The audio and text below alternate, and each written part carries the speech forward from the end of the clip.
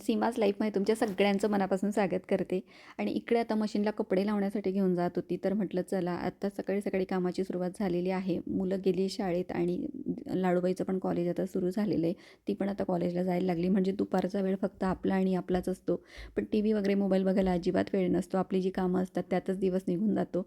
तर म्हटलं चला. आणि इकडे ना गावावरून आल्यापासून असं झालं नाही की आम्हाला थंडीच वाजत नव्हती, पण मध्यंतरी थंडी कमीच होती आणि आता पुन्हा वाढलेली आहे. म्हणजे इतकं खराब वातावरण झालं आहे ना की सकाळी खूप अशी थंडी वाजते आणि दुपारचं खूप असं ऊन पडतं कडक.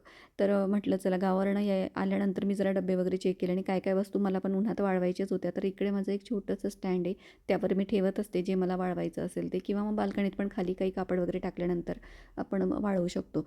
तर या ठिकाणी आता ते ठेवलं होतं आणि चला म्हटलं खूप दिवस झाले आपण काही क्राफ्टिंगचं वगैरे केलेलं नाही आहे. तर मला ना गावावरून आणलेले जे कोकणातनं आणलेले जे समुद्रातले शिंपले होते ना त्याच्यावर काहीतरी करायचं होतं, तर तेच विचार करत होती. म्हटलं तुमच्याशी शेअर करू. पण राज अजिबात हात लावू देत नाही त्याच्यात त्या शिंपल्यांना. मी जे काही थोडेफार आणले होते तेच म्हटलं आता आपण वापरूया. तर माझं क्राफ्टिंगचं सामान एका रूममध्ये ठेवलेलं असतं, तर ते आता मी तुम्हाला दाखवते आपण काय करणार आहोत ते.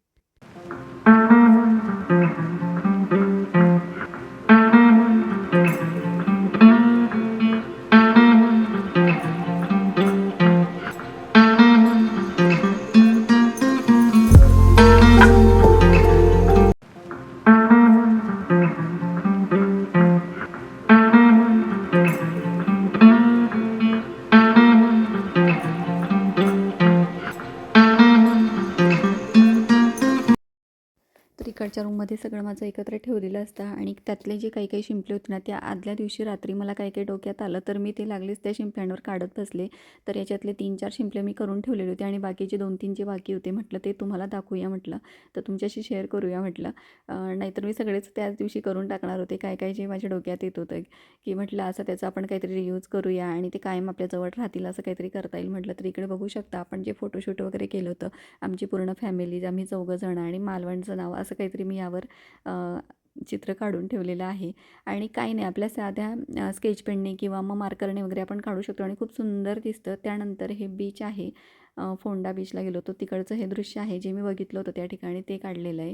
आणि इकडे आपण सगळी कोकणातली नारळाची झाडं काढलेली आहे जी आपल्याला रस्त्याने जाताना लागायची, गाडीतनं दिसायची, खूप छान असं दृश्य दिसायचं.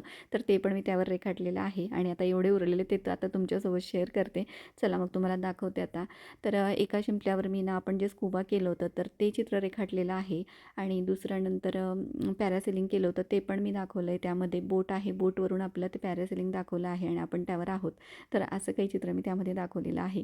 तर म्हटलं चला तुम्हाला नक्कीच आवडेल आणि शॉर्ट्स व्हिडिओ पण मी टाकलेला आहे, नक्की बघा तुम्ही जर बघितला नसेल तर. आणि हो, व्हिडिओ जर का तुम्हाला थोडे थोडे पण आवडत असतील ना तर लाईक, शेअर आणि सबस्क्राईब करायला अजिबात विसरत जाऊ नका. तुमच्यासाठी सगळा एवढा वेळ राडा करून ठेवलेला आहे मी, एवढ्या लांबणं शूट करून आणलेलं आहे. खूप घाई गडबड आणि खूप मेहनत असते एका व्हिडिओमागे. आणि आता पूर्ण व्हिडिओ त्या ठिकाणी डाउनलोड होत नव्हते म्हणून मग मी गावावरून इकडे घेऊन आली सगळे व्हिडिओ. म्हणजे पूर्ण लिंक मला लावायची होती पहिल्यापासून आणि सगळे व्हिडिओ जवळपास शेअर केलेले आहे तुमच्याशी गावावरून जे मी आली आहे तशी. आणि 10 ते 12 व्हिडिओ मी तयार केलेले आहेत आणि खूप छान झालेत, एकापेक्षा एक. तुम्ही जर का बघितले नसतील तर नक्की जाऊन बघा. आणि अजून पण जर का तुम्ही चॅनलला सबस्क्राईब केलं नसेल तर नक्की सबस्क्राईब करून घ्या. नोटिफिकेशन येईल तुम्हाला, बेल आयकॉन पण प्रेस करून ठेवा म्हणजे प्रत्येक व्हिडिओ तुमच्यापर्यंत पोहोचेल. जरी आपल्याला छोटासा व्हिडिओ दिसत असला ना 5-7 मिनिटांचा, पण त्यामागे मेहनत खूप असते.